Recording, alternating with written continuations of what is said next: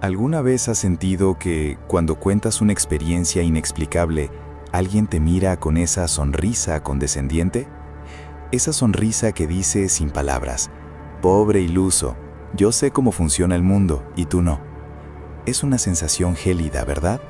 Como si hubiera un club selecto de dueños de la verdad al que no fuiste invitado. Hoy vamos a abrir un archivo que ha estado acumulando polvo en la historia del pensamiento humano.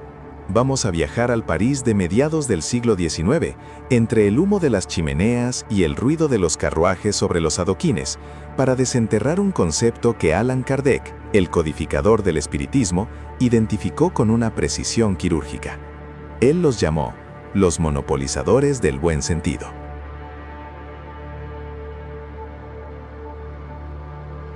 Quédate, porque lo que vas a descubrir en los próximos minutos no es solo historia antigua. Es la radiografía exacta de por qué, incluso hoy, gran parte de la sociedad y la ciencia oficial se niegan a aceptar lo que tus propios ojos han visto. Estás a punto de entender el mecanismo psicológico del escepticismo arrogante. Bienvenidos a Místico. Para entender esto, tenemos que ponernos en situación. Imagina que estamos en 1857. El mundo está cambiando rápido. La ciencia avanza, las máquinas de vapor conquistan el mundo y el materialismo, la idea de que solo existe lo que se puede tocar, está en su apogeo. En medio de este escenario, empiezan a ocurrir cosas extrañas. Mesas que giran solas, golpes inteligentes en las paredes, respuestas que vienen de la nada. Ante esto, surgen dos grupos, los que investigan y los que niegan sin mirar. Kardec, en su análisis profundo dentro de El Libro de los Espíritus, se centra en estos últimos. No habla del escéptico saludable que duda para investigar, habla de aquellos que dudan para destruir. Kardec nos dice algo fascinante. Hay personas que creen que la luz se hizo solo para ellas. Son individuos que, quizás por tener un diploma, una posición social elevada o simplemente un ego desmedido, creen que la naturaleza no tiene más secretos que revelarles. Ellos han decidido que la humanidad ha llegado a su apogeo y que no hay nada más allá de la última página de sus libros de texto. ¿Te suena familiar? Kardec los describe como personas que tratan a cualquiera que no piense como ellos con un desdén absoluto. Para ellos, todo lo que no encaja en sus sistemas preestablecidos es automáticamente una tontería, una alucinación o una locura. Según los textos fundacionales del espiritismo, el error de estas personas no es la ignorancia, sino la presunción. Creen que su razón es infalible. Y aquí está la clave del misterio. Lo que ellos llaman razón o buen sentido no es más que un disfraz para el orgullo. Piénsalo un momento. Si alguien te dice que tu alma es inmortal y que puedes comunicarte con los que se han ido, y tú respondes, eso es imposible porque yo no lo comprendo, ¿qué estás diciendo en realidad? Estás diciendo que tu comprensión es la medida de todas las cosas en el universo. Te estás poniendo, inconscientemente, en un pedestal divino. Allan Kardec utiliza ejemplos históricos demoledores para ilustrar esto, y son ejemplos que duelen por lo reales que son. Nos recuerda, por ejemplo, lo que pasó con el barco de vapor. Hubo una época en que la idea de cruzar el océano impulsado por vapor parecía una locura. Cuando Fulton presentó su proyecto de navegación a vapor, ¿quiénes fueron los primeros en llamarlo sueño impracticable? No fueron los ignorantes del pueblo. Fue la Academia de Ciencias de Francia, la flor y nata de la intelectualidad. Esas mentes brillantes, esos monopolizadores del buen sentido de su época, se rieron de una idea que, pocos años después, revolucionaría el comercio mundial. Y no fue el único caso. Cuando Benjamin Franklin empezó a experimentar con la electricidad y el pararrayos, ¿sabes cómo fue recibido por las doctas asambleas de su tiempo? Con carcajadas. Consideraron que el tema era indigno de figurar entre sus registros. Imagina eso. La electricidad, la fuerza que hoy mueve nuestro mundo, fue tratada como un chiste por los sabios oficiales. Entonces, Kardec lanza la pregunta que te hará temblar. Si estos genios se equivocaron con cosas materiales, como el vapor y la electricidad, ¿por qué deberíamos confiar ciegamente en su juicio sobre cosas inmateriales, como los espíritus y la vida después de la muerte? El problema radica en querer aplicar las leyes de la materia al mundo del espíritu. Es como querer juzgar una sinfonía musical usando las reglas de la arquitectura. No tiene sentido. Un matemático verá en todo una ecuación algebraica. Un químico verá reacciones moleculares. Si lo sacas de su especialidad, a menudo, y cito a Kardec, dirán desatinos. El espiritismo no es una cuestión de fe ciega, es una cuestión de hechos, pero son hechos que no ocurren en un laboratorio bajo demanda. Las inteligencias invisibles tienen voluntad propia. No están ahí para satisfacer el capricho de un investigador que quiere que se muevan cuando él chasquea los dedos.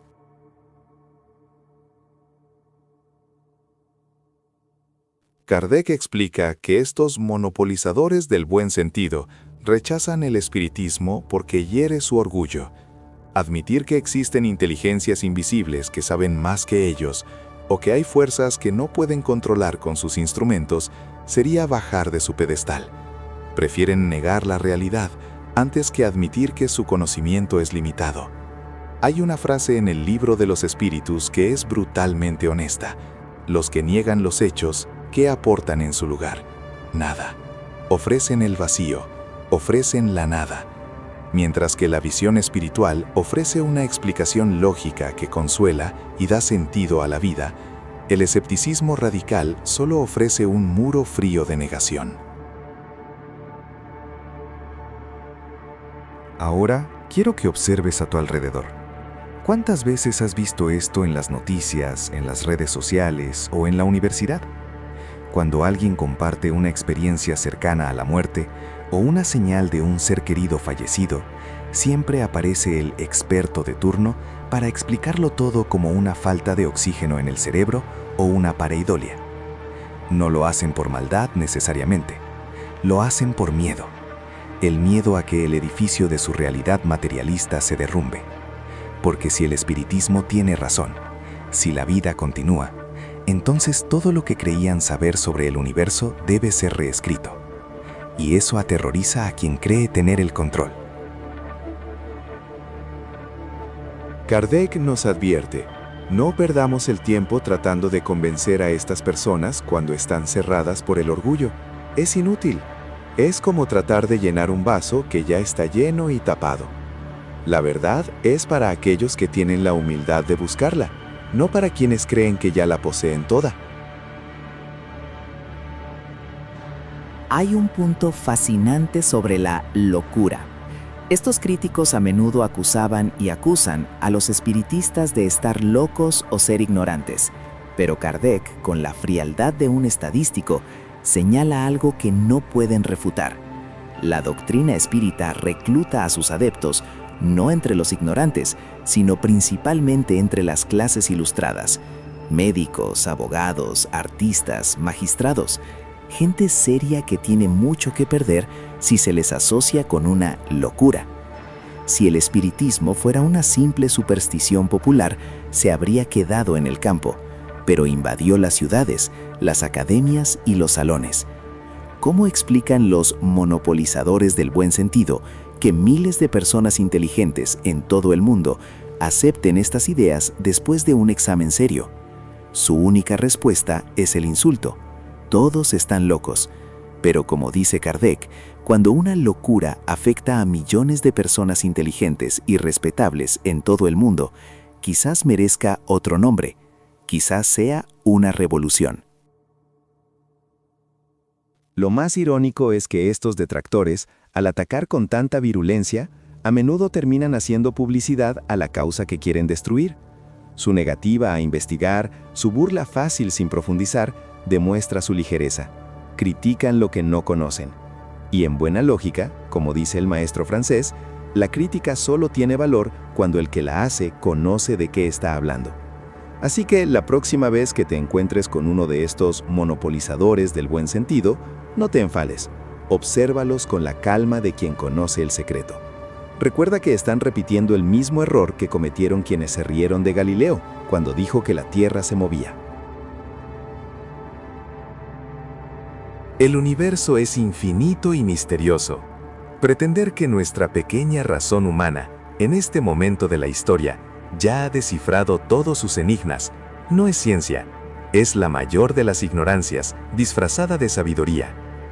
Ellos se aferran a su buen sentido, limitado, pero tú y yo sabemos que la realidad es mucho más vasta, mucho más extraña y mucho más hermosa de lo que sus libros pueden explicar. Los hechos están ahí para quien tiene ojos para ver. Y como dijo aquel sabio, y sin embargo se mueve.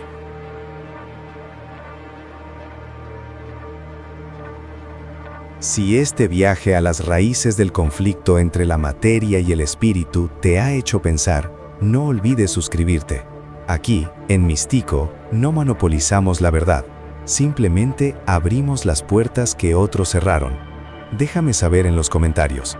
¿Alguna vez has contado una experiencia misteriosa y te han tratado como si estuvieras loco? Quiero leer tu historia. Nos vemos en la próxima revelación.